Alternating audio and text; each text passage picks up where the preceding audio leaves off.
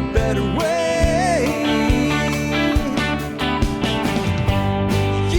Well, hi, folks. This is Jack Spirko with another edition of the Survival Podcast. As always, one man's view of the changing world, the changing times, and the things we can all do to live a better life if times get tough or even if they don't. Today is Thursday, March the 20th, 2025. This is episode 3644 of the Survival Podcast as we complete another week of new shows anyway. Of course, there will be a Friday flashback tomorrow. And tomorrow, if you're coming to Alvord, Texas for the beef processing workshop, you'll see me and my grandson there. I'm really looking forward to getting away for a couple days. I kind of need an unwind, unplug, replug, reboot type thing. But before we get to that, I will give you one more new show this week. This will be a doozy because it is Expert Council Q&A.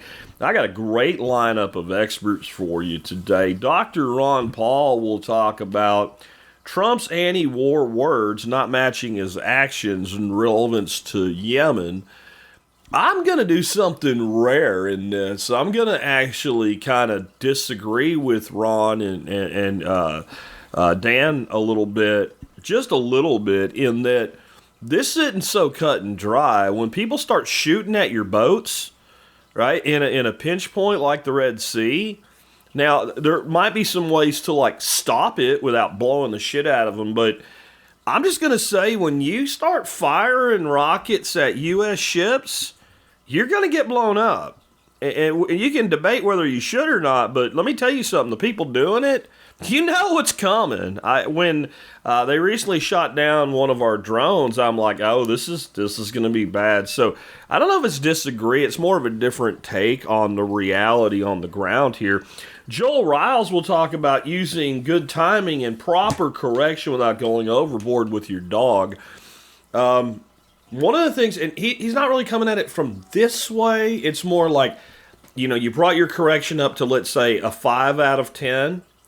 And the dog now doesn't need a 5 out of 10 when you correct it. You can come down to a 2, but you don't.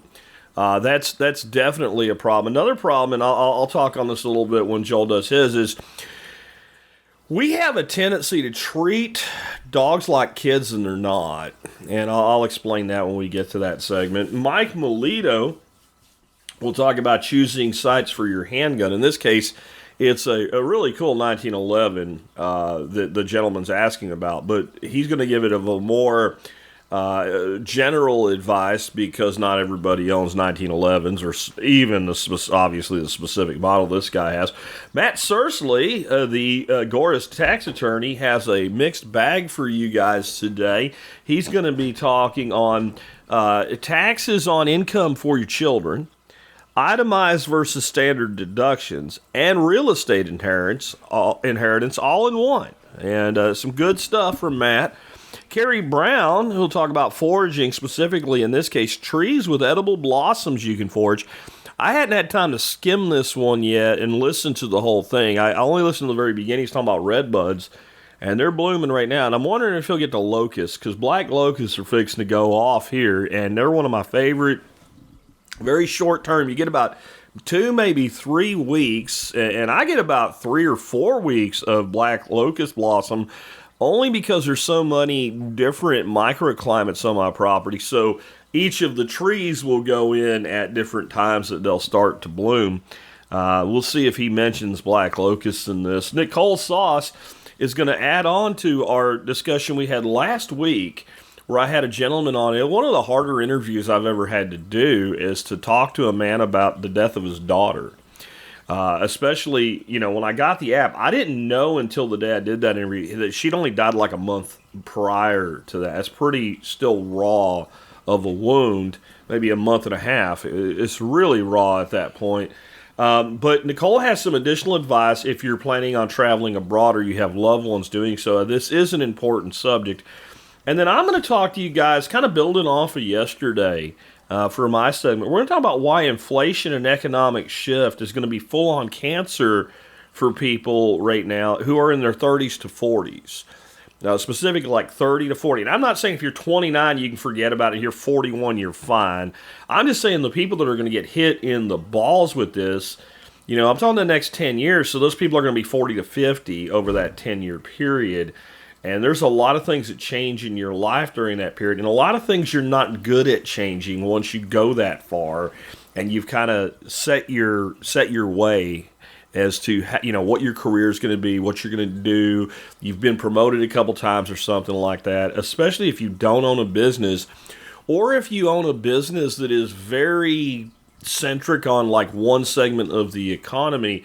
There were a lot of people that were really successful construction companies, one way or another. They were either subcontractors and drywallers and stuff, or they were building full houses, or they were doing home repairs and stuff like that. And when the 2008 real estate bubble popped, there were people that, were driving around in F-350s that were $80,000 pickup trucks at the time. They beat $120,000 trucks today, and they were fine. They could pay all their bills. Their kids were happy. They were all, and then poof, right? So I think we have to look at this from a variety of standpoint. The W-2 employee, the entrepreneur, both of them in that age range, there's a lot of things you need to pay attention to, like AI and what have you, to be able to be adaptable.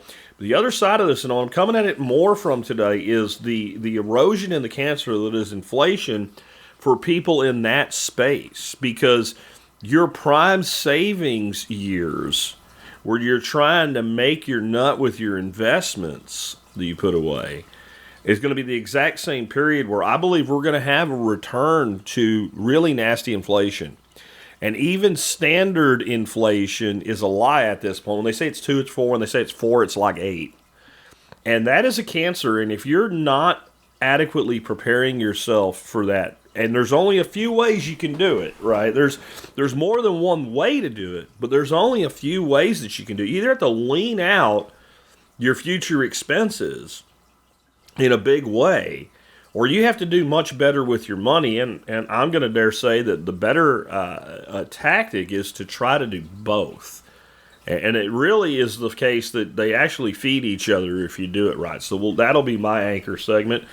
With that, I just want to remind you real quick, if you like this show and the work that we do here, the number one thing you can do to support us is become a Member Support Brigade member. It's really easy to do. You go to the Survival Podcast and click on members, or do /members and sign up. It's $50 a year. That's all, $50 a year. It's about 18 cents an episode is what it comes out to if you were paying for the show. Of course, the show is free. There's a lot of discounts. I'm going to tell you, if you are in this audience and you use cannabis product, for instance, right there, if you're not a member, you hate money. I'm telling you, as soon as you look at what you can save on top quality cannabis product, you already hate money. But I don't do that. Okay, great. You don't do that. Do you buy seeds and plants? Yeah, then if you're not a member, you hate money. And there is a ton of other ways that you can get great discounts. Just go to the website, look at the list of discount vendors, and I'm telling you, if you use 2 or 3 times a year you use them, you're going to at least break even. And if you do more than that, you're putting money in your pocket. So it doesn't really cost anything to really support this show. Of course, the other way is start your online shopping at tspaz.com. Just go there when you're going to buy something online, and no matter what you buy, you help us out. With that, let's go ahead and dive on into it and hear from Dr. Paul and Dan McAdams on Trump's anti-war words versus his actions now in Yemen. And I'm going to say this, Chris Rossini over there did not do the greatest job of editing this out of the gate. It's a little bit off, but I think it'll make sense, and I'm going to come back and tell you my thoughts on it. This is one when President Trump was candidate Trump, and he's complaining about, you might want to get your earpiece, he's complaining about Biden being too much of a warmonger. You just pick up the phone and listen to what he says here. I look at your policies, I see secure the borders, bring jobs Right. back. I look at the Democrats and many Republicans, and it's foreign war and foreign expansion. That's right. What is that? I think it's just a failed mentality. It's crazy. You can solve problems over a telephone. Instead, they start dropping bombs. I see recently they're dropping bombs all over Yemen. You don't have to do that. You can talk in such a way where they respect you and they listen to you. Viktor Orban. So here's as a candidate, we don't need you dropping bombs. We can pick up the phone. And now he goes ahead and starts dropping some bombs. When we were looking for an item of optimism, we would say, well, we'll give him a pass for the first go around. He didn't know that much about running the presidency, and he hired a couple people that weren't really his friends, and they were doing things behind his back. But he's had a lot of time. 4 years as president and 4 years now, and then he makes the statements. The statements are good. But we're still doing the same thing, and it's. I think it's obviously the case of serving certain special interests in foreign policy that causes this to happen. Because it doesn't happen just for anybody, but Yemen and Israel and Iran. That's a mixed bag and it's a mess. And but. That we could use Trump's statement. Yeah. Well, we could sell it by telephone, but I'd make sure it's long distance and they were paying the bill. Yeah. Well, the whole origin of this, of course, is the Israeli slaughter of Palestinians in Gaza. At least 50,000 have been killed, most of them women and children. And Yemen said, well, we're not going to stand for it. We're not going to let Israeli ships pass. And so the United States, instead of saying, you guys need to cool it down a little bit, they said, oh, have some more weapons, have some more money to buy weapons and kill more kids. And so Yemen decided that they would interdict Israeli ships. So the U.S. put themselves in the middle of it, doing the bidding of Israel, really. And that's how we got to the situation. But, a lot of people are saying now, and I had a lot of people respond to something I posted on X over the weekend. Well, we have to protect the shipping lanes. Don't they realize? Well, first of all, that Yemen is not attacking anybody but Israel. But now that we started bombing them, they said, we're going to attack you too. Well, that's understandable. But Thomas Massie, always the coolest head in the class, he went and did a little bit of research. And if you skip ahead to that next one, they say these are crucial shipping lanes.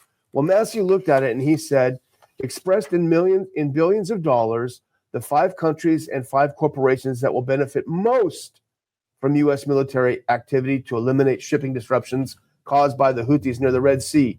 China is number 1.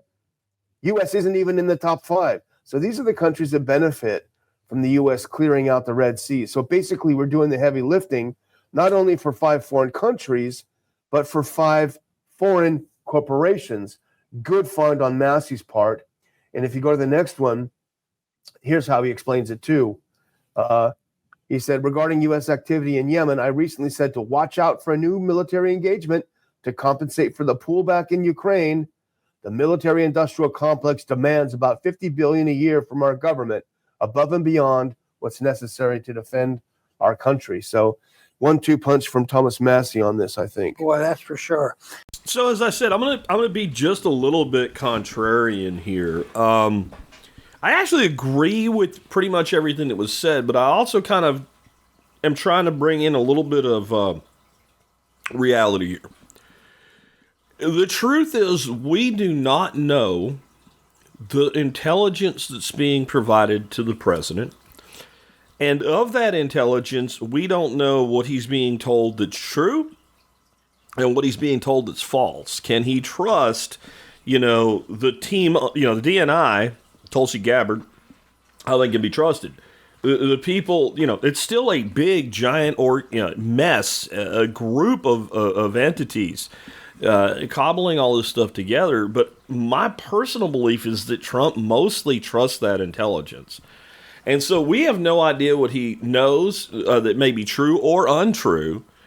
And the world is different in the seat of command is something that, we learned that in the military. It's really easy to second guess your sergeant until you're the sergeant. And then it's really easy to second guess your SFC when you're the sergeant. And then it's really easy for you to second guess your captain, etc., because you're not responsible for what that person's doing. So I really, in my opinion, I don't really know here. I have heard this argument that I just heard there. I completely agree with Massie, by the way, that there are 5 countries and 5 corporations, none of which are American, who will benefit the most from this. And maybe they should be, doing the heavy lifting. I get that. But the argument, like I said, that I've heard is that, they're only shooting at the Israelis. Well, I'm just here to tell you that's not exactly true. They have shot at ships under U.S. flags. They have fired on U.S. military ships. And it is unreasonable that you would expect, based on the relationship of the Israelis and the Americans, that when they are cohabitating in the Red Sea, that you could just shoot at Israeli flag ships and the Americans would do nothing. Like, what I'm saying is the Houthis know exactly what they're doing. And it ain't like the Israelis are the only ones they've ever had a problem with or had a problem with them. You know who bombed the living piss out of them for years? The Saudis. Like, we are back to the old reality here. This is not a peaceful part of the world. It isn't. And the further away we can get from it, the better. But the problem with that is, in spite of this idea that, well, there's other countries that benefit more by the Red Sea being open and the Suez Canal, etc., and the passes than us, it doesn't mean that there's no vital U.S. interest in that staying open. And we live in an interconnected world. So I agree with what they're saying, but I also caution people to take just a half a step back and realize that it's not about trust, because I don't trust anybody, including Donald Trump. But there is a point where we do have to acknowledge that there are people in our government that know things that we don't know. And if you were in that position, you might do things differently than you think. This is not an easy binary decision here, unless the decision is going to be, we're out. We're just out, and you guys are on your own. And I would endorse that, but I also don't think it's politically tenable to do. I don't think it can be done right now. I don't think the will is there to get it done. So take that and do with it as you will. I'm sure I'll get some hate mail over it about how I just want to kill all the poor olive farmers or some stupid shit. And if you believe that, I'm sorry, that's not the way it was. Not like Israel is full of nothing but a bunch of Palestinians farming olives, and the big meanie Israelis came in after World War II and took everything. That's not how it worked. I'm sorry. I'm not going to go into the history of the region today. I'll just tell you it's not that way. Let's talk now about dog training. This will wrap up Joel Riles' 4-part series on dog training. This one on being careful with your correction levels and timing so that we're not overcorrecting and causing more problems than we're resolving. Hello TSP crew, this is Joel Riles coming to you again from Fortress K9 and K9 Academy with another Expert Council segment. And this is going to be the final in our little mini series of the biggest mistakes that I see handlers making when they're trying to train their dogs. So today we're going to talk about timing of your corrections and having corrections that are a little too harsh. So oftentimes what will happen is if you're training your dog and you start giving corrections and they start to cower at all, they start to respond preemptively to a correction by either locking up and not wanting to move forward, or by overreacting when you give a command, acting like they're going to get corrected even when you haven't corrected them yet. What's happening here is your timing is really off on using your lead, or you're not giving enough praise, or your corrections are too harsh. All right. So as we go through this process, we want to make sure that we give a correction that encourages the dog to do what we want them to do, but isn't too much for the dog. Now, here's where some people go wrong.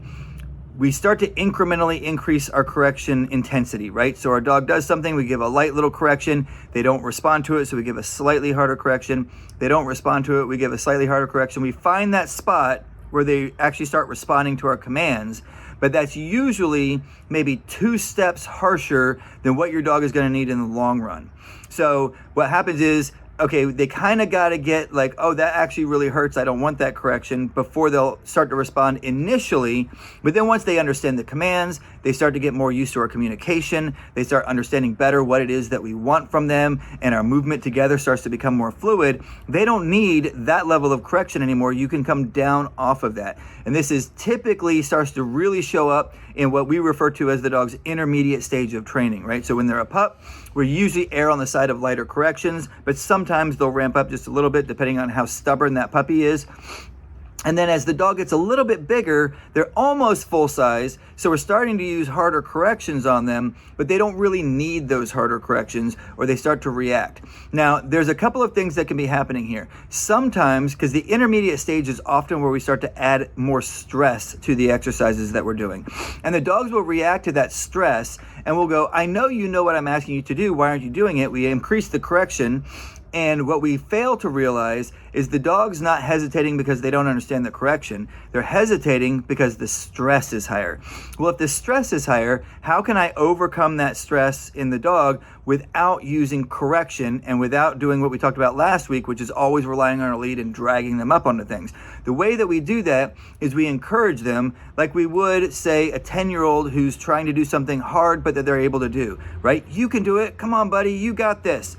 And so for instance, we'll go back to jumping up on a table example. If a dog is hesitating to jump up on a table, or maybe they do a table great, but then we want them to jump on a higher platform, like we have these mid-sized spools that are maybe a foot higher than the tables are. I know the dog's physically capable of making the jump up onto the spool, but they're hesitating because they don't quite have the confidence yet, right? It's a little bit more stressful to jump all the way up on that spool. Plus, the spool has that lip that comes out when it's laying on its side. And so if they don't make the jump fully, there's nothing for them to put their back legs on to kind of climb their way up onto the top of the spool. So there's a little bit more stress in that situation. So rather than overcorrecting the dog, I'm going to be more encouraging to the dog during this time frame. Now, if they totally shut down on me, I'm going to do one of two things. I'm either going to take a break, or I am going to give a correction. Now, when would I take a break? I'm going to take a break if I've been working at a situation and the dog is struggling and the stress is building and building and building and building.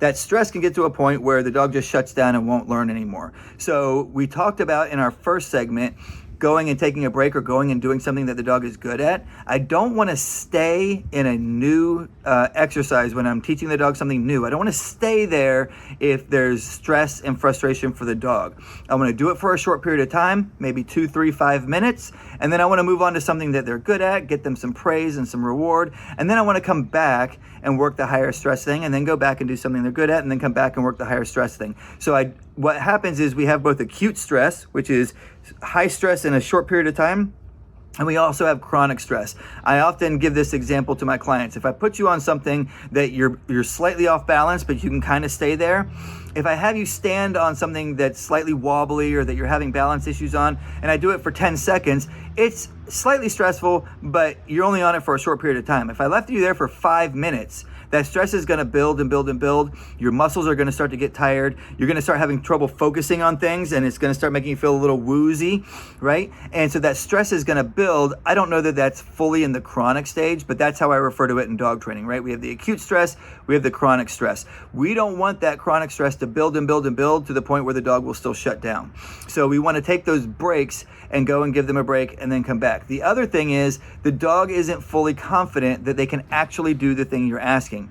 Now, there's two aspects to this. You as the handler have to actually make sure that the dog is capable of doing this thing that you're asking them to do before you try and require them to do it. And so we do that by building up to things, right? I don't ask a dog to jump onto a table until they can jump onto a small little stool. And so once they can jump on the stool, then I go stool to table, stool to table, stool to table. Then we take the stool away and we go, now jump on the table. And then I might go stool to the taller platform, stool to the taller platform, now take the stool away, now try and jump up on the higher platform by itself, right? I do them in these incremental steps. Even if I'm pretty confident that the dog physically could jump up onto the spool, but in their mind, they don't understand yet that they are physically capable of that. So I kind of show them they're capable of it by giving them that little bit of transition, and then I build up to it fully by just going and doing the whole thing right off the bat. And so by doing that, I'm encouraging the dog, and I'm showing the dog, and I'm helping the dog understand, yes, you can do this thing, and I'm following all the other things we talked about. I'm not overly relying on my lead. I'm making sure my communication is clear. I'm not getting frustrated with the dog, and then I'm building the dog up to these things so that I can show them that, yes, you're capable of doing this, and then when they get it accomplished, they get that higher level of reward, because when a dog has overcome something that's more stressful, they need a higher level of reward so that it locks into their brain, oh yeah, I did that. It was stressful and hard, but I accomplished it. I was successful, and my handler's happy with me. I did what they wanted. You're going to get more and more and more of those types of behaviors out of your dog if you're encouraging rather than overcorrecting. Now, let's jump back to our timing for just a second. Oftentimes, when the dog is under a slightly higher level of stress, and let's say I ask them to jump on something that's higher than they're normally used to, if I see the dog working to try and solve that problem, they're trying to gauge their distance, they're trying to gauge how hard I need to jump, they're hesitating for a minute, but they're trying to work the problem out. They're not just avoiding it. I'm not going to correct the dog. Fully that. I said, get up there. I'm going to be like, yeah, come on, buddy. You got this. I'm going to maybe pat the table. Come on, buddy. Up. You can do it. And then after like 20, 30 seconds, if they're not committing to it, then I might grab the lead and just toss them up there and be like, oh, you did it. Good job. So it's a little stressful, but then they're like, oh, if I just get up here, then he's happy with me. And then the next time they'll be more apt to do it, right? If I do that 2-3 times and they're not fully committing to it, I'm gonna go back to something that they're good at. I'm gonna encourage them there, or maybe I put the spool back or the little stool back so they have that intermediate jump up before they get up there. Practice that a few more times, then go back to working it again. So all of these things are in incremental steps so that we're building the confidence of the dog as we're teaching them to do more and more stressful things, more high level things, so that we don't get frustrated. I hope that's been helpful for you. If you want more details on how we go through these things specifically, some of the techniques and all that kind of stuff, go check out Canine Academy by visiting thesurvivalpodcast.com. Click on the Canine Academy banner on the right hand side there. It'll take you over to our website and you can sign up. If you're looking for a fully obedience trained or a fully protection trained dog, check out fortresscanine.com. Always remember your ABTs, always be training. Everything you do with your dog is training your dog to do things that you either want or that you don't want. And of course, you don't want to be training your dog to do things you don't want. So keep that in mind. And until next time, remember to train hard and stay safe. So my caution here, which is basically everything he said, it's just coming at it from a different angle of where the correction can become excessive, both verbal and physical. And like I said, we have a tendency to think of our animals like kids, right? And we'll even hear people say things like, I'm a doggy daddy or a doggy mommy or, my fur babies or whatever like that. That's fine if you just want to be cute or whatever, but it ain't true. And so what I mean by that is, let's say that you're having a problem with a 9-year-old girl. Clean your room. I'm not going to do it. Okay, well, then you're grounded for one day. Well, I'm still not going to do it. Okay, well, you're grounded for the whole weekend. I hate you and I hate my life. Okay, clean your room and we can talk. They don't clean their room for the weekend. Now you're grounded for a week. You see what I'm talking about here? I'm talking about the concept of escalation. And it works on humans. It's not always the best course, but it works because eventually the human brain says, I'm not going to win at this. And so we spend most of our time in the world, most humans anyway do, dealing with other humans, both on the receiving end of that and on the delivering end of that, okay? So then we turn around and we're dealing with a dog. A dog is a much simpler animal. The dog exists in the now. So what can often happen is when you give a dog a correction and you know damn well it was enough of a correction to get the dog's attention, and the dog does it again, and you escalate that correction. And like Joel said, there is a certain significance to, a certain amount of correction that gets the job done. But you might get the job done and that dog gets really excited, wants to go off again, and then you go higher than you need to. The biggest problem here is you start to break trust with the dog. You start to break that trust bond you've had. When you train a dog right, you get to a point where literally you almost never have to use physical correction. Belle is now 2.5 years old, I guess, almost 3. We don't hardly ever even put her correction collar, her prong collar on her anymore. When she goes out and about, she's off property, all I do is phooey. That's it. And it's like, oh man, I'm sorry, I didn't mean. And then the more you develop a dog to where you can do that, the more careful you have to be that you don't go past what's necessary, because then that dog starts to not trust you. When he's talking about how you move and the dog flinches, that dog doesn't trust you. And then that causes a whole litany of issues. And the reason I encourage you to take the approach he's given you, plus this kind of mindset, is where it leads with a mature dog. It leads to an animal that you can communicate with to some degree in sentences.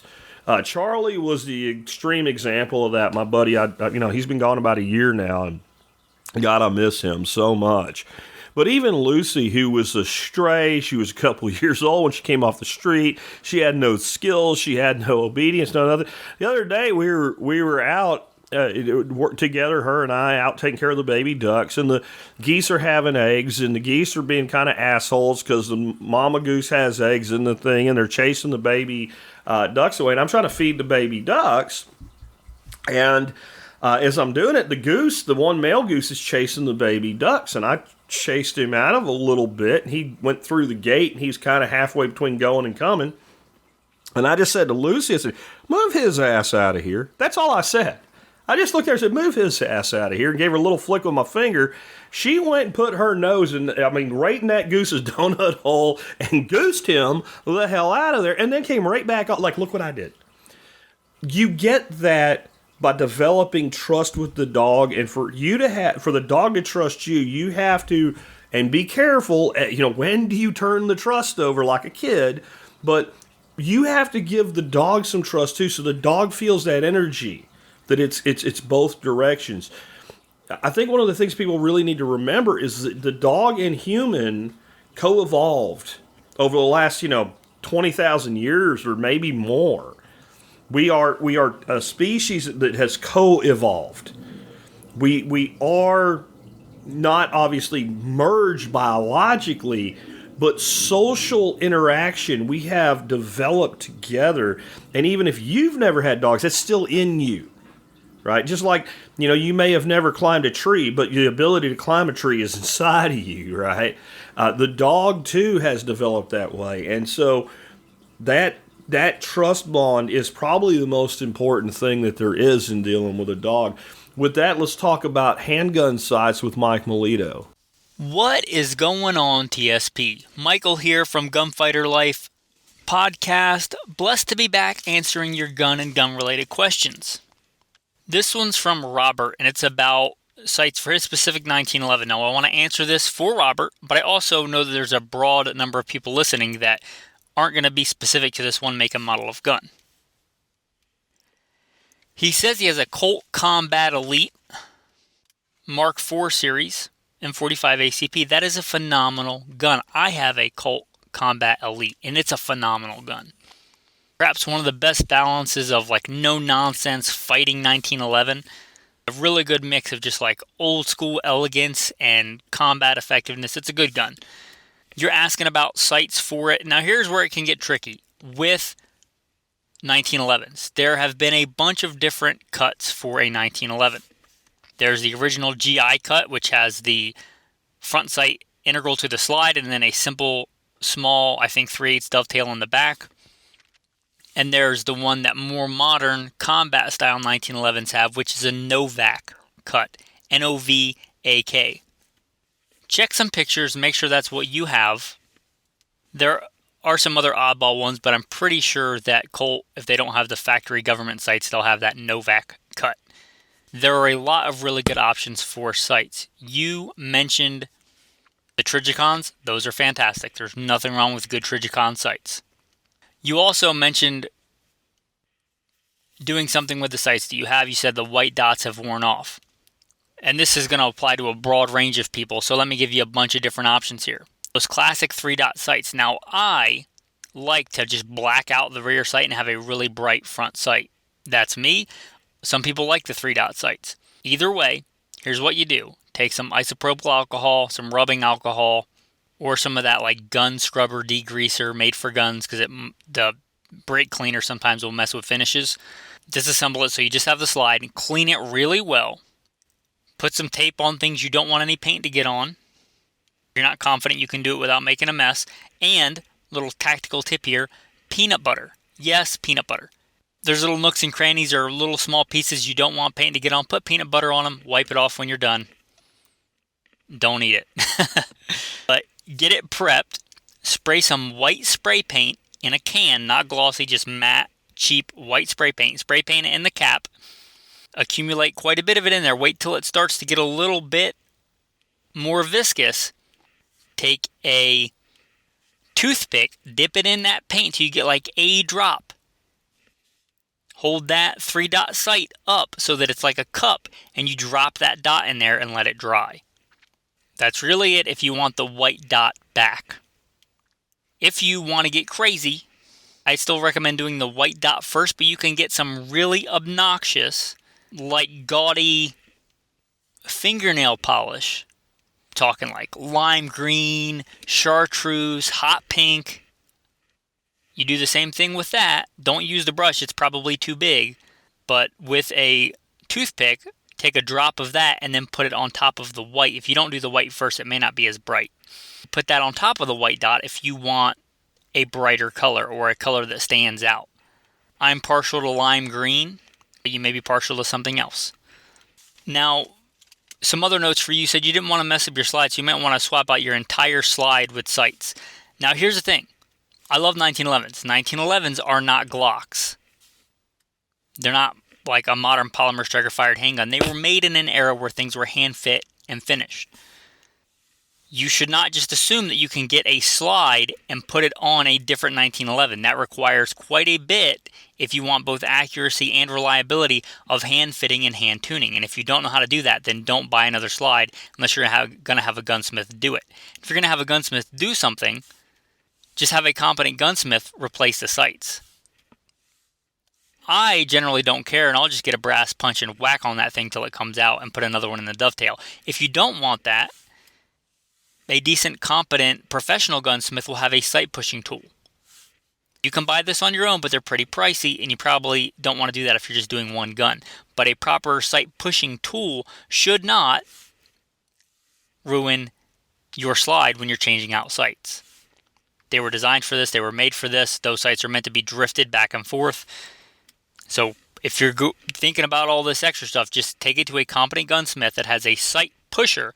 Ask him how he's going to change the sights. If you're just going to beat him with a brass punch, there's nothing wrong with that for practical purposes, but it will leave marks on your slide. If you care about that, then take it to a gunsmith with a sight pushing tool. There are a bunch of different models of these. I've used them. I've been employed as a gunsmith. There are some that are specific to make some models, but they should know what they're doing, and they should be able to push out sights and push in new ones without leaving a mark on the slide. And if it's like a polymer striker-fired plastic, fantastic for other people listening out there. A lot of those, yeah, you can just swap out a slide. The tolerances are way looser. You're talking about like a custom or a really nice high-end 1911, like a Colt Combat Elite. You shouldn't assume you can just swap out slides. Maybe it'll work, maybe it won't. But they're not designed with that in mind. Some things for other people listening out there. If you don't care about fit and finish, you can just put a little bit of tape around the sight and just spray paint the whole thing white. And then spray paint the whole thing whatever color you want. If you want a really big standout front sight like a analog EOTech, right? Just a big bright thing to aim with. Also, Birchwood Casey makes sight paint. It comes in like little paint markers like you would get for like people that detail cars and stuff like that. They make sight paint markers. There is also stuff that I use that's super cheap. You can find it at like craft stores, hobby stores, probably Walmart, but it's called puff paint, and it's made for like drawing on t-shirts.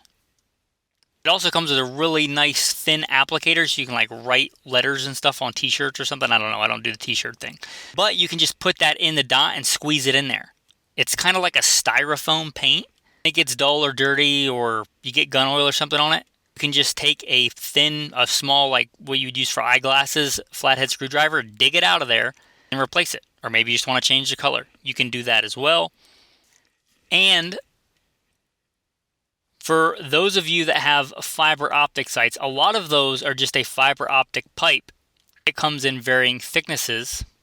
A lot of times after time they get dull, they get brittle, they get dirty, covered in gun oil and grease and grime and stuff like that. You can clean them if you want with like alcohol, rubbing alcohol. To get that like brilliance back, they do just sell the piping. Get that at a place like Dawson Precision, someplace meant for competition shooting. So if you have some old, dull fiber optic sights, you can literally just cut out the old stuff with a razor knife. If it's just the open ones that are meant to be replaced, you burn the front end with a lighter so that it's larger and it stops. can make the front of that sight as big or as small as you want. Obviously, bigger for speed, smaller for precision. You trim off the back with about 1/8 of an inch. By back, I mean the part you're not looking at, and then you burn it till it sucks in tight to the sight. And that's an easy way to replace fiber optic sights. So I hope that helps. Some different options for refurbishing old sights or putting on new sights. Hey, TSP community. Appreciate you for the questions, and appreciate you, Jack, for having me on. Have a blessed day. All right, good stuff as always from Mike Melito. He got a flood of questions, and he answered them all. And then I hadn't had any from him for a while, or for him for a while. So if you want to ask some questions about guns and gear, Mike is the guy. And that's true for all of the experts. Just email me, jack@thesurvivalpodcast.com. TSPC expert in the subject line. Tell me who the question's for. Ask your question in a single sentence. Hit the return key a couple times. Give me the details that you need to give me. And I'll get them on over there, because Mike is one of those rock stars of the expert council. You send him a question, within a day at maximum, it comes back. And that even includes on weekends. If you send a question in on a Saturday and I don't have an answer by Monday, it's probably because I didn't send it to him until Monday, because I don't work weekends much anymore. Anyway, next up, let's hear from Matt Sursley, the Agorist tax attorney. He's going to give you a grab bag here. We're going to talk about taxes on the income of your children. We're going to talk about itemizing versus standard deductions, and where there's some confusion there. It's really not a question of which one at all, and that's when you own a business. And then we have a little bit more on real estate inheritance. He gets us all well within the time limit too. Nice 3-4 today from Matt. Hey there, TSP crew. This is Matthew Sursley with agoristaxadvice.com. Here to talk to you about keeping more money in your pocket, paying less in taxes. This week I've got a bit of a grab bag. Seen a lot of questions both to my inbox and on Facebook. And this is an area where kind of there's some general ignorance about how taxes work and how the tax code works. So I wanted to cover 3 separate things. The first, I've seen a couple people talk about, well, I don't do my business expenses because I use the standard deduction. That's totally irrelevant. The standard deduction is how much you owe in taxes. Your business expenses determine whether your business had a profit or a loss, which then affects if you owe taxes. But you can take the standard deduction and still itemize all of your business expenses. The choice you have to make in your taxes is whether you itemize your personal deductions or you take the standard deduction. But you should always be itemizing all of your business expenses. The second mistake I've seen is a lot of people are asking about, well, how do I report my kids' income? And, well, you don't on your taxes. If your children have income, whether that's because they have a job, whether that's because you pay them, whether that's because they have investments, if they owe income tax, they have to pay that income tax themselves. They need to do their own filing. And while it is rare, it does happen that 1, 2, 3-year-olds may make enough income if they're doing certain things where they have to file federal taxes. And state taxes are quite common because some states have a very low tax threshold. So if your child has income and if they owe taxes and they're a minor, doesn't matter if they're a minor or not, they have to file their own taxes. Now, if they are minor, they may get hit with what's called the kiddie tax. The kiddie tax basically says sometimes they have to use your tax rate for any of their non-earned income. So if you give them a whole bunch of investments, they get taxed at your rate instead of their rate. That's to stop people from basically avoiding the taxes by giving the assets to their kids. But even then, they still have to file their own tax return. They just basically need to use information from your tax return. The third thing is not quite in the same ballpark, but it has to do with a mistake a lot of people make to avoid probate, but it ends up costing people a lot of money. So probate sucks. If someone dies, it's really a pain in the ass to have to go through everything. If you have a lot of assets, you really should consult with some sort of a legal professional about setting up a will or a trust or both. That said, I hear a lot of people who do things like, well, I don't want my kids to have to go through probate for me, so I'm going to give them my house now while I'm still alive, and that will help. That way they don't have to do probate. Well, first of all, there's a decent chance they'll have to do probate for other property anyway, so you're not necessarily saving them any money. But even if that is stopping them from doing probate, you could be costing them tens or hundreds of thousands of dollars in taxes to avoid that maybe $5,000 or $10,000 probate costs. That's because of what we call the step up in basis. So when you buy a house and then sell a house, you owe tax on the change in value. So if you buy it for $100,000 20 years ago and now you sell it for $500,000, that's a $400,000 gain. Now, maybe you can avoid that tax if you're an owner of the property, but maybe not. But if you give it to your kids, they're going to owe that tax. Well, if you wait until you die to give it to them, it works totally differently. And that's because the basis, the number we use for kind of what did you buy it for, becomes the value that it has on the day of your death. So in that exact same case, you have a $100,000 house that goes up to $500,000. You now pass away. Your kids sell the next day. They have no gain on that, and they owe nothing in taxes. And let's say they're paying 20% capital gain at the federal level, which is very common. And maybe they're in a state with a state capital gains tax of 2 to 3%. You literally could be talking about $80,000 or $90,000 in taxes on that situation. So to avoid the probate and a little bit of paperwork, you just potentially cost them near the $100,000. And I've actually seen cases where it's much bigger, where it was, originally about a $200,000 or $300,000 purchase and then a $2 million sale. At that point, you're talking about hundreds of thousands of dollars in additional taxes. So before you do anything with major financial ramifications, make sure you understand the rules. Consult with me, consult with somebody else. You can always set up a free phone call with me at agristaxadvice.com/TSP. Looking forward to talking with you. Have a great week. I just want to add something in on this with the real estate thing. I think that, and it may not have anything at all to do with an inheritance, what I'm talking about here. People need to chill out about real estate and tax. Now, I can't necessarily tell you that some states may not have capital gains on your real estate, but the vast majority of people, when they sell a house, are not going to pay any federal income tax on it if it's their primary residence and they've been in it for, I think it's more than 2 years or something like that. I have sold a lot of houses. I have never paid capital gains tax on selling a house, and I've made a lot of money on selling a house. I think the last time that I did that, my accountant told me that I could make $250,000 a year on real estate if it was a primary residence and not pay any tax on it.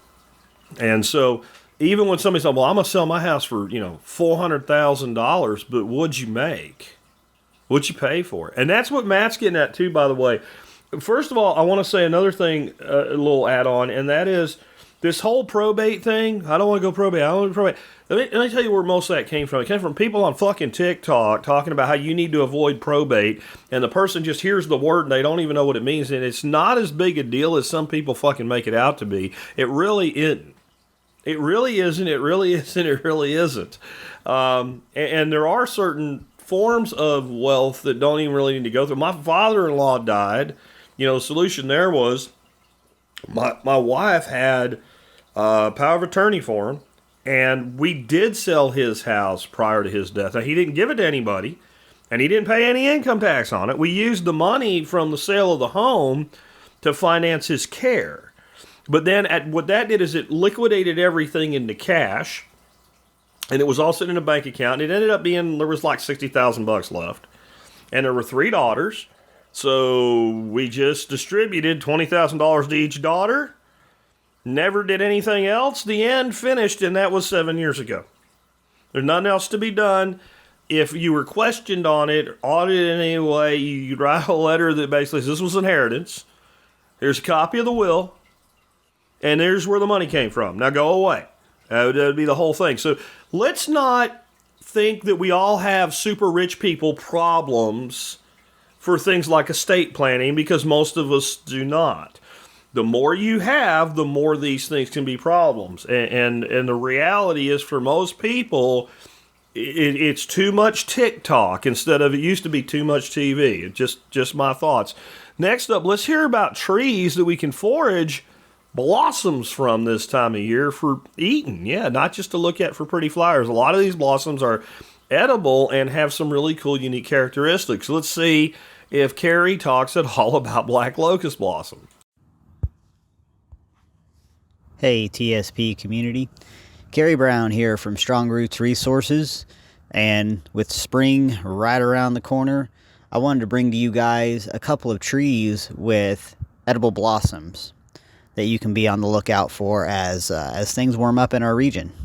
So the first one, and one of the very earliest trees to bud out, is the redbud. These are relatively small trees. They usually don't get much over about 30 feet or so around here. They have a pretty distinctive blocky wood pattern, which can also look a little bit similar to dogwood. So make sure you know what you're looking at. But these are anywhere from bright pink to even like a deep fuchsia color blossoms. And they're wonderful. You can eat them right off the tree. And really, one of my favorite ways of using it is to infuse into just room temperature water with other floral accents, other tea leaves, green tea, things of that nature. They're fairly sweet, but not overpowering. They're not as strong as something like honeysuckle is, but just super tasty, tons of nutrition, high in vitamin C. One of those trees that is definitely providing something that a lot of us probably need as we're coming out of winter. The other one I want to bring your attention to are the cherry blossoms. We're going to see these right around at the same time coming out, and they are also more of a lighter pink, sometimes a deeper pink color. Just kind of depends on soil content and that sort of thing. And you can use those blossoms in pretty much the very same way. In fact, it's not uncommon to see cherry blossoms as part of a salad garnish or even a steak garnish, as crazy as that sounds. So take a look for those. Redbud, they tend to be a little more at forest edges. They like some shade. They don't like to be out in full sun, and they're a real standout. You'll know when they're coming out. As far as I know, redbud is certainly all up and down the East Coast. I think it's hardy to maybe zone 5 or so. I didn't quite look that up just now, but they're pretty common trees. If you want to plant redbud, you can get them from Arbor Day Society for very little money.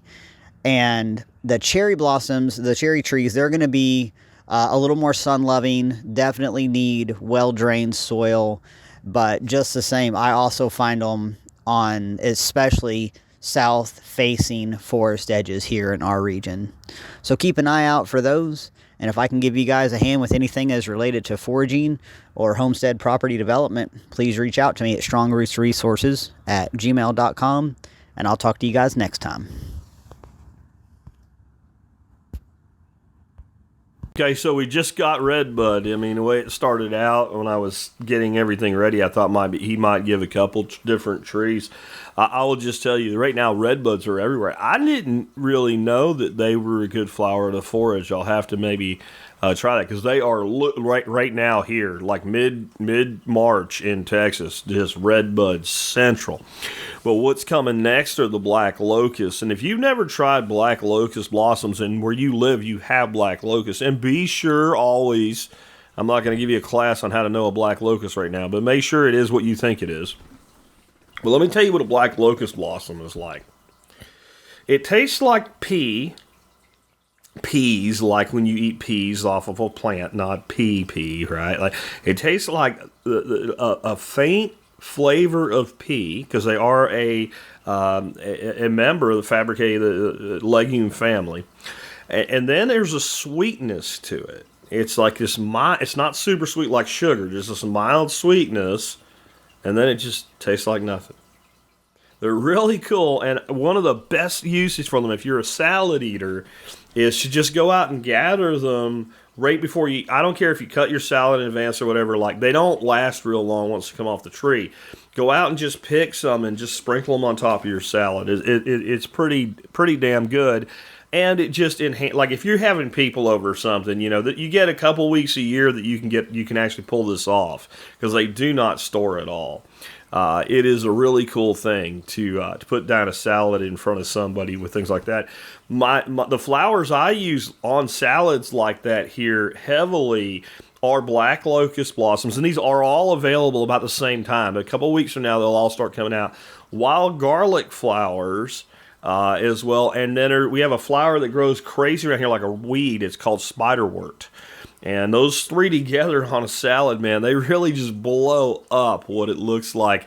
And then if you're growing some nasturtium, you throw a little bit of nasturtium blossom on there too. It's just off the hook.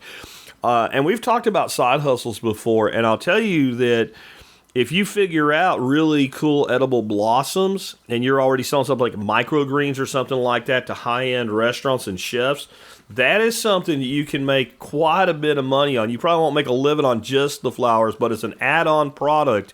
It is a big money adder. With that, let's hear from Nicole Sauce on some thoughts of follow-up from last week's episode on what to do if you lose someone, they pass away while they're overseas. Hey TSP, Nicole Sauce here from the Living Free in Tennessee podcast and Hollow Roast Coffee with an expert segment response to an episode that Jack did recently with a fellow named David who unfortunately lost his daughter while she was living abroad in Cambodia. And I wanted to just two things. One, I'm wanting to pass on my condolences because I can't even imagine what that would be like to have to function in a situation where your child has died so suddenly. So I'm really sorry for your loss. I also wanted to tag on some things that you can do if you're preparing to either travel or live abroad that can help make people better prepared if you do die, or help you with crises that can happen in your day-to-day travels. For those of you who don't know, I used to live in Germany and used to go to a lot of different countries as part of my job. And this made me refine a process for leaving town. The first one is, and this was not available so much when I was traveling, use a password manager for your digital assets, because you can set that up to where after you have passed away, somebody gets access to your key passwords for banks and those sorts of things. That will eliminate the need to hopefully get a cell phone back like David did, to get access to accounts. And it also is a great way for them to have a list of all of your accounts. Now, there's a lot of controversy about how to do this. I will let you research the best way to do it. If you have somebody you trust to have access to all of that, you can also set them up with passwords. Personally, I have two people who I trust not to log into my accounts. Plus, they don't have access to my email without taking a few extra steps. So they have access, and if something goes wrong, they can get in there right away. And that means that your critical information, banking, social media, subscriptions, any cryptocurrency is accessible without hassle. I do love some of those services where you have the three keys for your cryptocurrency, and you have several of them, and then you give one to your loved one and one to a proctor, and then you keep your two so you can access it. And then if you die, they can either get the one from you they didn't have or the one from your will.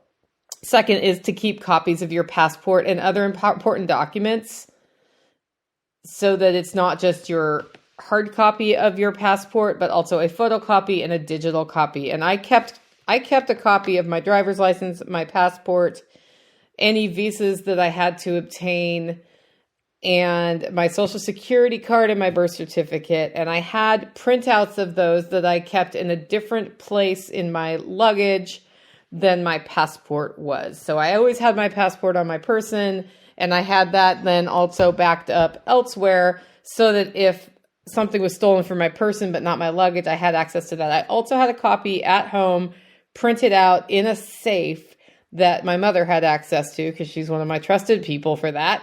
And that way, if for some reason everything got robbed, I could go to an embassy, and if I could reach my mother, she could get them copies of all the necessary things to get me back on my feet and able to get out of there. This would also serve really well if you died unexpectedly overseas.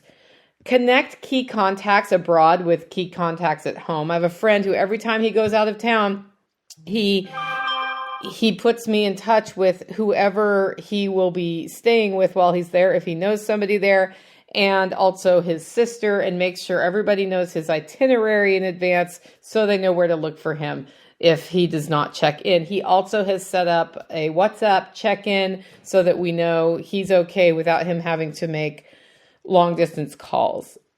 Provide clarity about your wishes if you do die or do get very hurt while you're overseas. And this means a will, a trust, a living will, those sorts of things. All those things we put off. This is your call to just start doing it and at least get something written down now. And then you can take that to a lawyer and get that executed legally.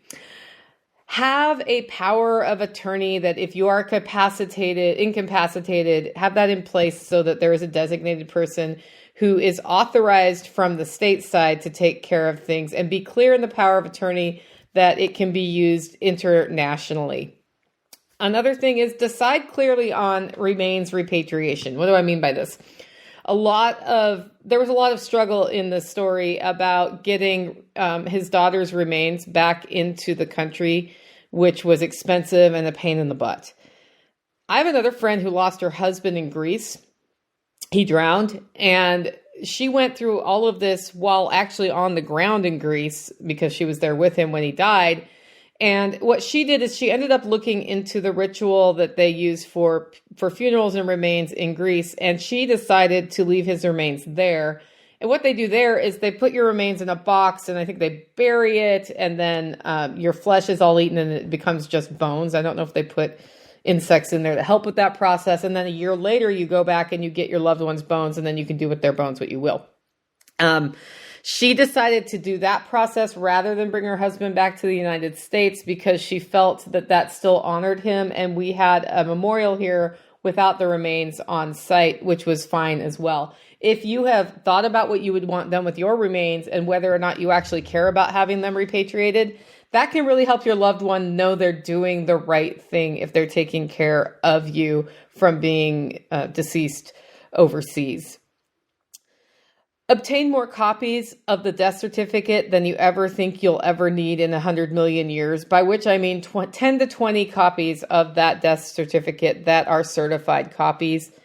It's astounding to me, having just gone through the process of losing my stepfather, how many times we've needed an official copy of his death certificate.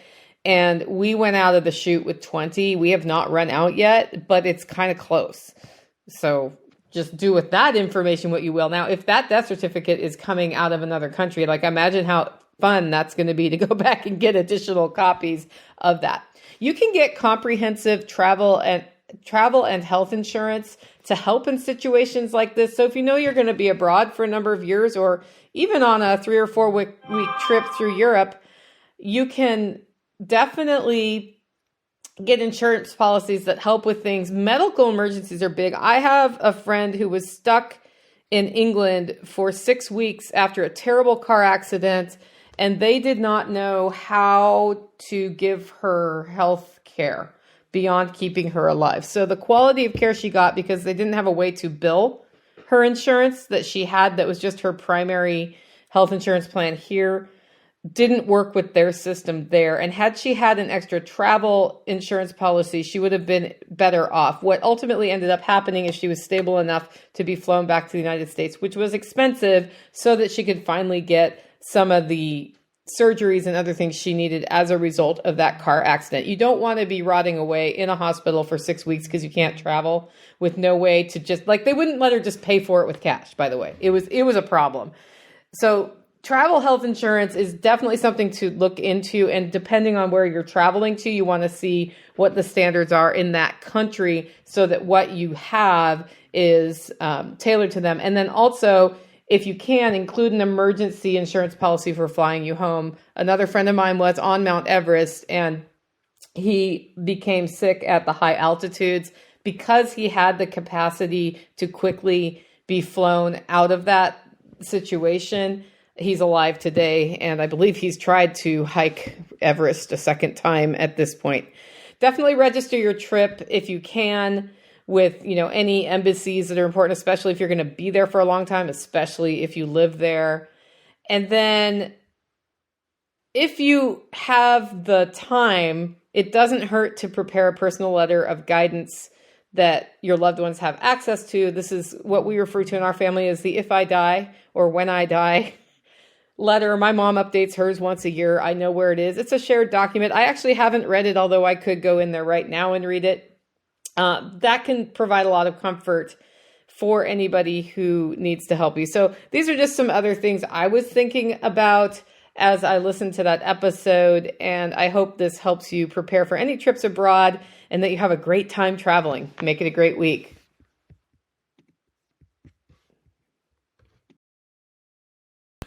Great advice for Nicole. And I just want to reinforce that there are two types of ways this happens. One is, and they're both tragic, obviously, but one is you're on vacation or your loved one's on vacation, something terrible happens. An older person has a heart attack, get hit by a car or what have you. But you were never planning to, you're not there, you're not living there. And that is not what our guest had going on. And when that happens, if you're traveling internationally, you might want to check to just simple travel insurance. It is very inexpensive, usually around $30 to $40 that will include things like if you die, they will get your body home for your family. And there's probably not a better deal in that horrible situation than that. And if it's your loved one and you're concerned that something could happen, you could even fit the bill for them, right? If they're cheap or whatever, And then there's the way that our guest had it, where the person's actually living there, and that is a more complex situation.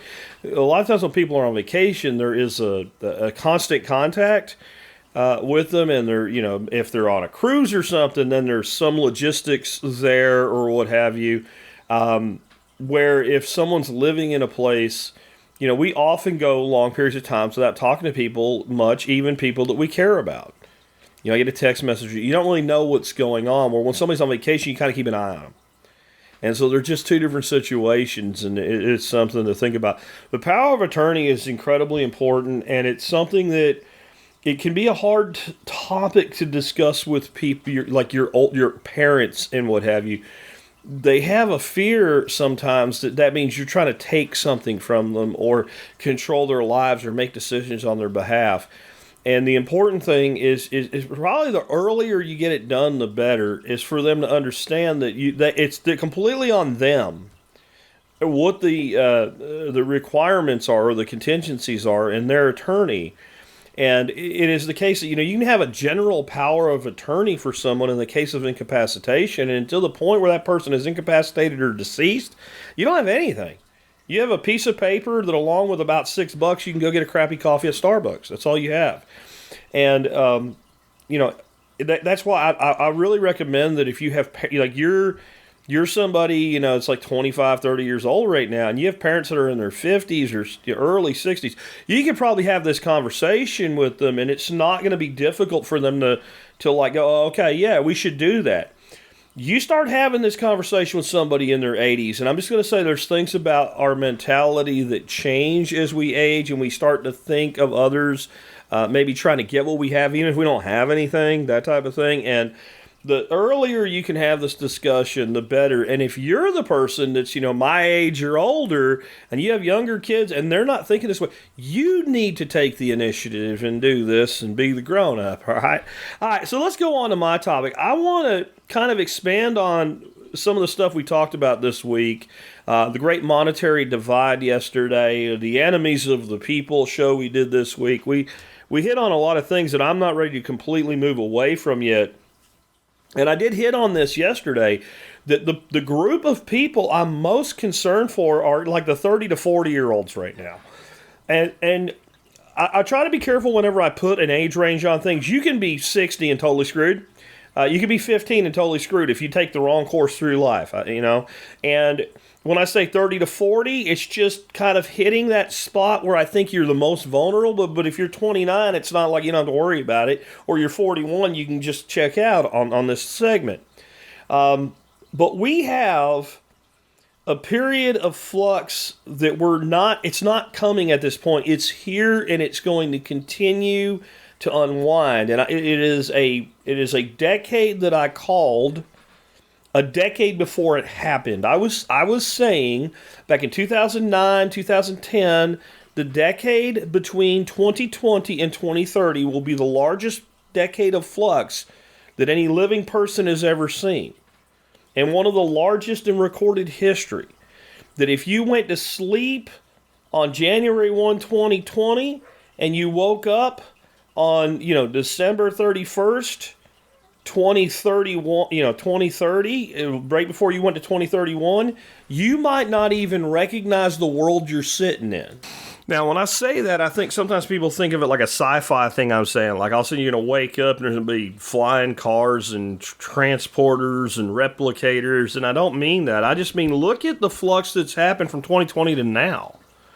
And I think some of the dramatic flux has been somewhat muted in our minds because of the whole couple years of COVID stupidity. But, I mean, really, if you think about it, like, do you know that the first LLM, large language model, like ChatGPT, came out in 2018, and nobody was, you had to be a computer nerd to even know it happened, let alone be using it.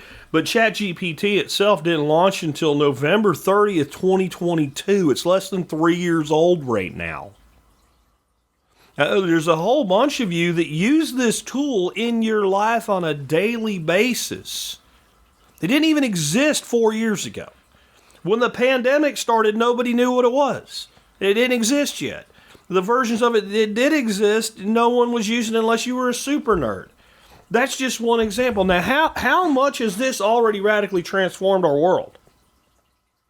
People are now learning at a rate beyond what was possible before it. If you're using this as a learning tool, you know what I mean. Businesses are replacing coders with this tool, okay? Businesses are replacing marketing firms and consultants with this tool, and I could keep going, but this is not really about AI. That's just an example. It's just an example. Because it's not just about emerging technologies that are going to create all the flux. It's also that we're really hitting an inflection point where we've run out the value of the dollar. And that's why we're taking this Hail Mary pass where they're going to, take stable coins and send them out to the world to try to diffuse inflation. I think it'll work some, but it's not going to work enough. In fact, stalling it may actually make it worse for people in that target age range right now. Again, because if you're 30 to 40 right now, over the next 5 years, you're going to go to 35 and 45, and then 5 more years, 40 and 50. You're in a zone where if you've been successful, but you get derailed, it is very hard to put your life back together at that point. It's not impossible, but it's difficult, especially if everybody else is trying to do it at the same time. A lot of our parents hit that age bracket in the middle of the 1970s, and they got full-on steamrolled. So I'm not talking about the end of the world as we know it. I'm talking about the end of the good life for a segment of society that has thought, I got it. I got this. I got it made. I made it, What's going on is things like wages lagging inflation. That's always been the case, but this is becoming more the case now. Inflation has become so consistently beyond what it's supposed to be by their own plan, which is already cancer, that we're having that spread continue. And you listen now and you hear people making salaries that if you're my age, you think back, if I was 25 and I was making that money 25 years ago, I wouldn't complain about anything, and you wouldn't have. But then when you actually start saying, well, what does it mean to make that money now, and you're 28 years old and you don't have your first house yet, and you have a big car payment, you have a car payment that's equal to the house payment that I had when I was 25 years old. And you realize it's not as much as you think. Well, I just read that almost everybody at Costco that's full-time now makes at least $30 an hour. Now, for a guy, like my first job, I made $4 an hour at. My first job after I got out of the military, like real job, like W-2 job, not under the table bouncer money or something like that, I made $5.90 an hour. That would have been 1993.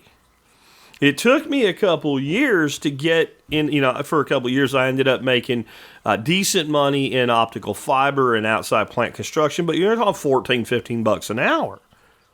And I had to kill myself, and I was like running crews for that money. The people that worked for me were making 10, 12. And you're going to get $30 an hour to like run stuff over a scanner? You get $30 an hour to check people out? I go to Albertsons and check myself out. I'm qualified for a $30 an hour job. Wow, that's really good, Mike. Nobody should be crying or anything. But I mean, we're talking $1,200 a week. That ain't take home either. That's your gross, right? So we're like talking 62 and change, right? $62,000 salary and change annually. Okay, and you know what? If you are where I was, when I was making $5.90 an hour, I was 21 years old, just out of the Army. I was single, had a roommate, shared an apartment, and I was willing to drive whatever I could get my hands on to drive a car. It's not bad, is it? I mean, it really isn't. But, if you go to Costco and you walk around and you look at the people they're paying this money to, it ain't a bunch of 22-year-old kids. These are grown-ass adults, and they're working hard, and they're doing their job, and they're maintaining a lot of shit, and they work a lot of hours you don't want to work and everything. If that person's got a couple kids, if their wife has an equivalent income or their husband has equivalent income, they can do all right, but they're not. It sounds like a lot more than it is, and that's only going to become more the case. It is almost when you have people working in a place like Costco making $30 an hour, Walmart, most people are making 20, and you see the caliber of the people making this money. Man, I got to tell you, you're at a point now where we've pushed the wage to where we're pushing the inflation. And it's going to take a heroic thing to change it. And that's why I think Trump's doing the gambit with the tariffs and trying to rebuild American, manufacturing and production. But I don't know if it's going to work. We also have a housing affordability crisis. And this is where I'm saying, like, young people will have time to adapt to the new world. When I say young, I mean they're kids still. They're barely, they're barely wiping their own ass. I'm talking about, when you get 30 to 40-year-olds right now, if they don't have a house yet, you got a real problem. And if you do have a house, but you can barely make your house payment, and these housing valuations keep going up. Well, I bought a house now. At least my mortgage won't go up, and then the god of taxes laughs at you because your property taxes are going up every year or every other year. And most places now have something in place like once you hit 65 that locks your taxes. When you're 40, that's forever and a day away. So we have affordability of housing to even get into a house right now is insane to me. And where I realize how insane is when I look at if I have good credit and I got money. If I just decided I wanted a new car right now, and I'm not going to be stupid about it, I'm going to go out and buy a $35,000, $40,000 car on a standard 5-year loan. And I'm going to bring to the dealership $5,000 on top of my freaking grade A credit and put it down. How much money is it going to cost me? About $800 a fucking month. Well, then I'm sitting there going, how the hell is a person that makes, $30 an hour, which sounds like good money, going to buy a freaking house for $350,000? And a lot of places you can barely get anything for that. Job security is going to shit on top of all this. So even if you're in a place where, I can cover everything. Traditional career paths offer very few benefits anymore, nowhere near the stability they used to, and they don't have a lot of long-term growth. You can make really good money working for Costco. But it's like any other corporation. It's a pyramid with a very small number of people at upper levels. So there's not a whole lot of difference between the run-a-day worker and the shift manager. You know, the only person in that one Costco location is probably the general manager, who is significantly above everybody else, and everybody else is significantly above is at some sort of regional level or also running an individual general management of a facility. There's just not that much upward momentum in the jobs that do pay good. And how long do you think we're going to really need people doing a lot of these jobs? I mean, I'm pretty skeptical on the whole Optimus robot thing and all, but there is going to come a point where that shit starts to take over, and it's probably within the next 10 years. So we have the AIs are competing for the code type work and the white collar work. And in time, you're going to see a lot more of the mechanical intelligence, right? Mechanical AIs start to compete for human labor. And it doesn't, you have to understand, it doesn't have to mean that everybody loses their job. If you put the world into a state where, like, there's 10% less jobs than people willing to work, the employers then go, oh, I see. And they start whittling away wages on the few humans that they still need to hire.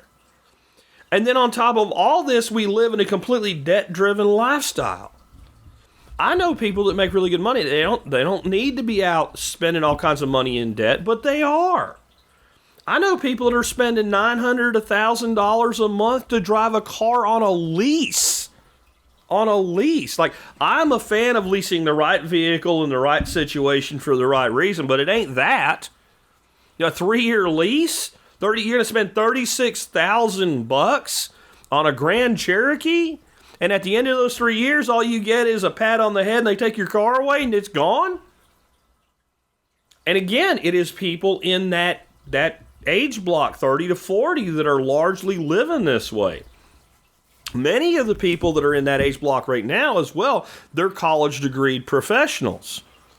But what you have your degree in, maybe you're not even working in, but the ones that are, your degree might not be worth a damn in 10 years. I got a degree plus 20 years of experience. Yeah, and nobody needs anybody to do that anymore. And the erosion, this is the big thing, though, is the erosion of the savings and retirement. There are so many people out there that look at that 401k and they feel really good about it, but they have not done the math. What will that 401k look like in 15 years when you retire? What will your expenses be? And how far will it really go? It might look like a big number, but will it actually do what you need it to do at that point? Because we have a tendency to just not want to look at things that are ugly.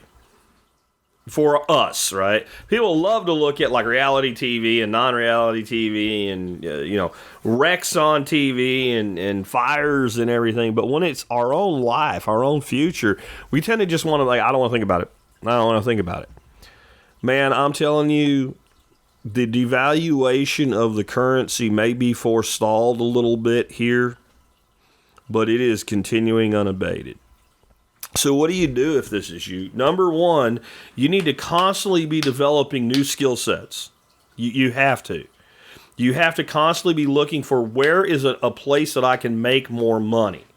Whether it's moving over to move up, like changing a job, whether it is adding on a certification or a skill set that actually has some legs to it for a time, whether it's building a side hustle or a business, something. You got to do it.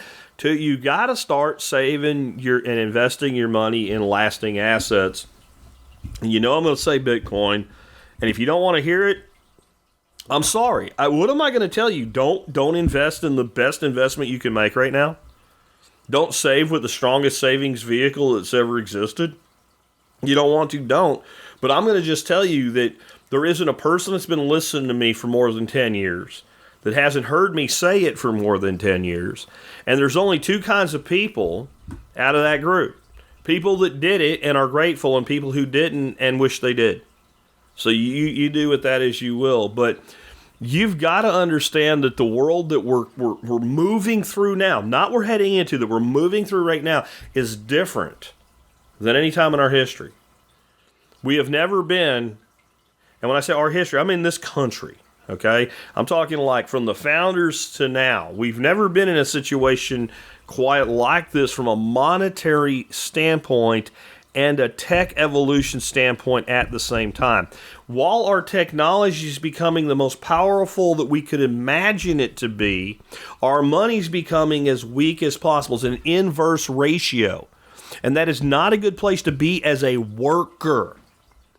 Right? Your money's worth less and your labor is worth less at the same time. That's the problem.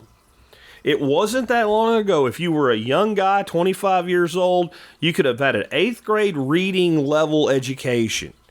But if you had good morality, you had to show up on time, not get in fights with people, whatever, and you were willing to physically work, you could just make a good living. And if you were really willing to work, even in a job that didn't pay that good, I remember making $14-15 an hour. I also remember making $50,000 a year doing it. And those numbers don't work out on a 40-hour week, do they? No, because if you were willing to work, you could get overtime. And if you couldn't get overtime, you could take that skill and go contract when you weren't employed, when you weren't working your 40 hours, you go work for somebody else as a straight-up contractor. I did that too. And when my dad was the age I was when I was doing it, it was even more available to do something like that. My old man back in the early 70s was making the kind of money a general practice doctor made as a highway construction worker. And that world is gone, and everybody knows it's gone, but you don't understand. It's like it's going away. We are in like they call a waning gibbous of the moon, right? Like, so the moon runs through its 30-day or 28-day cycle, right? It starts out full, and then it wanes. It goes down to half a moon, and then waning crescent is what I'm actually looking at. When you get down a little sliver and it's going away, and it's going to be a new moon soon and dark, that's where we are. We're in that waning crescent phase of the economy. And this is at least a 50-year cycle. It's a long way to come back. Yes, yesterday I said that maybe we're heading into a first turning. But what I tried to give you with that is, and that's great if you're 15. It ain't so great if you're 30. At least not for everyone. So please double down on your efforts to prepare for your own economic future. Double down on your efforts to prepare for your own skill set development. The good news is there's never been a better time or easier time to learn as much as possible. There never has. There's never been a time where it's easier to find opportunities. And the key is going to be the person that can find the opportunity the fastest, capitalize the best, and do the most with the results of it, and waste the least while they're at it. That's who's going to win, especially out of you guys. Again, you younger guys and you not so younger guys in that delta. That if you're 30 to 40 right now, you're in that delta. And again, if you're 28, it doesn't mean you're free and clear. And if you're 42, it doesn't mean you're free and clear. That's just the bullseye. And then you got the periphery, and it's still a pretty hot target. Anyway, with that, I hope you guys enjoyed this week. It was my first week of being fully back after having a pretty gnarly flu for a couple weeks. Even when it was gone, I was just tired. I feel great. I'm really excited to meet some of you guys tomorrow. Some for the first time. Some I know there's a couple people going that I know will be there. That I've met before, and we'll process some beef together. That's a good skill to have. And you will have a Friday flashback tomorrow, and then we will come back next week and we will do it all over again. And then next week, I'm actually going to be on Tom Woods' podcast. He's interviewing me on Tuesday, but I don't think he broadcasts live the way that I do, so I don't know when that'll come out. But we're going to be talking about, guess what? AI, artificial intelligence. Tom's a bit of a skeptic. I reached out to him and said, hey, I think maybe I can turn things around for you and some of your listeners, so he's going to have me on. So Gen X and Boomer talk AI. That should be fun. And when that's available, I'll let you know. Take care, guys. Have a great weekend. Just run you around. They said you should have a house the American way. $1 down, $1 a month, and you'll never have to pay. There's a better way to do this. Let me show you a better way.